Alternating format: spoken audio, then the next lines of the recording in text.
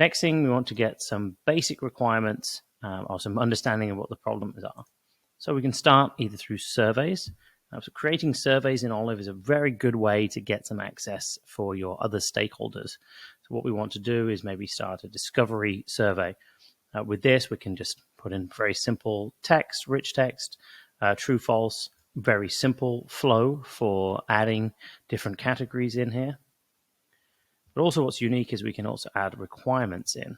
So these requirements we can pull in from the project, and people can actually start ranking those requirements from right in here. So once we've got some overview in here and we understand the high level, potentially we might want to start by surveying some of our users as to some of the things that they care about. Creating surveys in Olive is very simple and a really effective way at getting information into the system. There's a number of things that we can include in here. If we simply hit add survey, we can start a new survey. I'll use one of the preset ones here. We can ask very basic questions. How happy are we with the current HCM? What are some of the things that are crucial? But also we can add requirements. So if we do already have requirements in the project, we can send those out to the stakeholders as well. Selecting a number of the requirements is pretty simple. To select the ones that are relevant, we can filter them by categories or departments and pop those in so that it's just the relevant ones that they get. Once we want to actually invite people in, we can invite respondents. Very simple. You can either take this link and post it in your chat, or you can email them directly and hit send. They will be able to open this on their phone, tablet, or their desktop computer. It's simply a URL.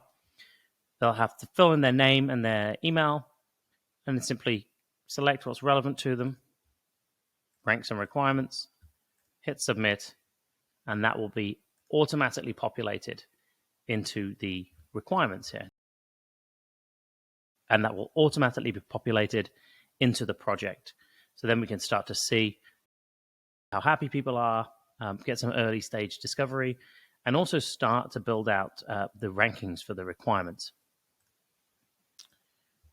So adding users into Olive is really simple. We simply add users from in here, add their email. We can search in our team as well, and then we hit send. Once we do actually have a user in, we can actually set them as admin or stakeholder. As you'll see, these are stakeholder roles. That means they're only involved in this project. They don't have administrative rights to delete stuff, etc. So simply add the users in here, and they'll have access to the project. Adding users in Olive is very simple. And we simply click add users.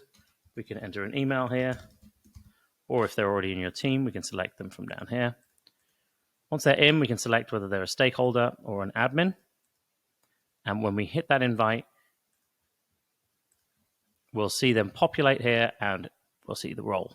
Stakeholders are only able to operate within this one project, and they can add their requirements and rank their own stuff, but they can't edit anyone else's or add vendors, etc. That's the case of the admin. So now once we've added users, we've got some early stage discovery, we've got the understanding of the overview of what is required in this RFP.